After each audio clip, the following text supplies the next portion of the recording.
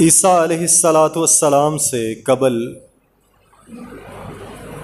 قریب 2300 سال عراق کے اندر ایک بادشاہ ہے جس کا نام کنعان بن کوش ہے، اور یہ بڑا ہی طاقتور بادشاہ ہے۔ یہ دریائے دجلہ اور فرات کے قریب ایک شہر آباد کرتا ہے۔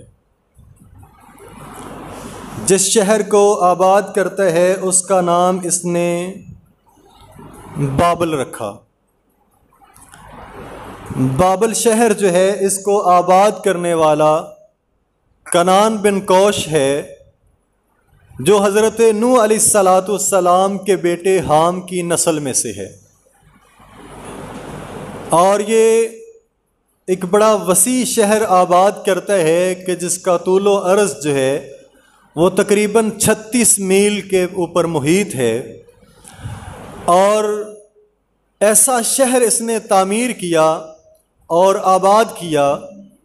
کہ اس شہر کے پورے گرد و نواح جو ہے وہ ایک دیوار کھڑی کی جاتی ہے، ایک فصیل کھڑی کی جاتی ہے،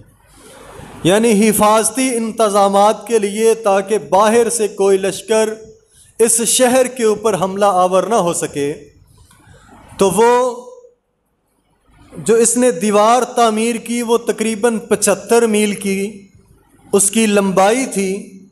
اور 60 میل وہ دیوار چوڑی تھی، اور اس کی اونچائی جو ہے وہ تقریباً 250 فٹ کی تھی۔ 250 فٹ اوپر کی دیوار، لمبائی اس کی 75 میل اور 60 میل اس کی چوڑائی تھی، یعنی اتنا اس نے مضبوط اپنا دفاع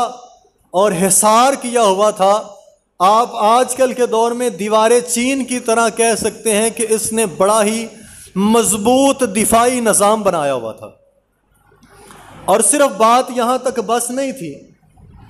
اس فصیل کے اندر اس نے 100 کے قریب دروازے رکھے ہوئے تھے، اور ہر دروازے کے اوپر باقاعدہ طور پر مسلح فوجی نگران اور پہرے دار موجود ہوا کرتے تھے۔ اور پھر اس سے ہٹ کر کے اس نے اور دفاع کو مضبوط کرنے کے لیے شہر کے باہر تک جو ہے وہ تقریباً 250 کے قریب، یعنی 250 کے قریب چوکیاں مقرر کی ہوئی تھی،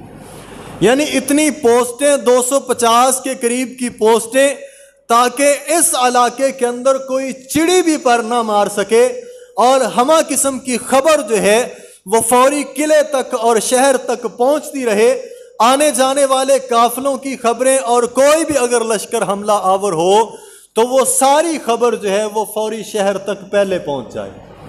یعنی اتنی بڑی بادشاہت اور سلطنت، اور کنعان اس کا بادشاہ، اور جب یہ فوت ہوتا ہے اس کے بعد اس کا بیٹا جو ہے وہ تخت نشین ہوتا ہے، جس کا نام حاسد ہے۔ ہا حل والی، الف صاد اور دال، حاسد، یہ اس کا بیٹا جو ہے وہ کنعان کے بعد تخت نشین ہوتا ہے، اور اسی کو ہی نمرود کہا جاتا ہے۔ یہ میں نے اس کا آپ کو نمرود کا شجرہ نسب اور اس کا کچھ محل وقوع بتایا ہے کہ یہ حاسد جو تھا کنعان کا بیٹا، اس کو نمرود کہا جاتا ہے۔ اور آپ تصور کریں کہ اس کو اتنی بڑی بادشاہت اور سلطنت ملی، اور اتنا مضبوط دفاع ملا،